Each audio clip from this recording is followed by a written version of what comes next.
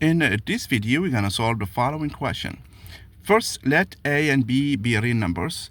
We assume that the integral of f between a and b and the integral of g between a and b, both of them exist. Okay, that means they have finite values. Okay, moreover, we assume that the integral of f of x dx between a and b is less than or equal to the integral of g of x dx between a and b. Okay, we want to prove or disprove the following result.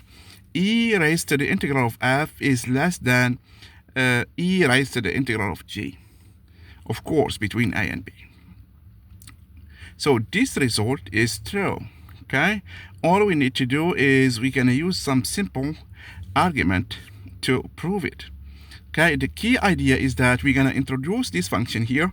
So the function is e to x, the exponential. So we know that it's defined on R and has values on 0 plus infinity, okay, or R plus. Okay, the key is that when we graph this function, and I think you all know this, so here this is 0, this is 1, so let's give it a graph here. Okay, so given any elements, let's say this is my x, this is my y. Okay, I'm just reminding you that these two elements, we know that x less than y, and here we have e to x less than e to y. Okay, we know that this function is increasing. We're going to use that fact here. So since these two, okay, if you let this one be some element, okay, and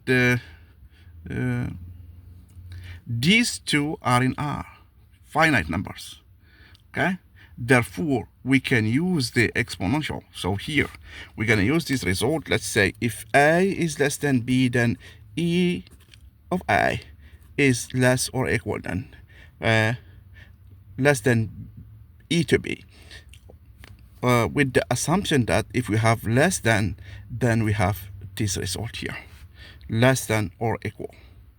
Okay, because here we might have a is b, and therefore we have 0. The integral will be 0, and that's why we have this equal sign. Therefore, these are two numbers. Using this result here, okay, if we call this one, let's call this one, okay, let's call this one the integral between a and b of f of x dxm, and this one the integral of g of x dx between a and b, and we know that m is less than n by this assumption, and using the fact that the exponential is an increasing function, so we have e to the m less than e to the n, and therefore we have the exponential of the integral of f of x dx less than or equal to e raised to the integral of g of x dx.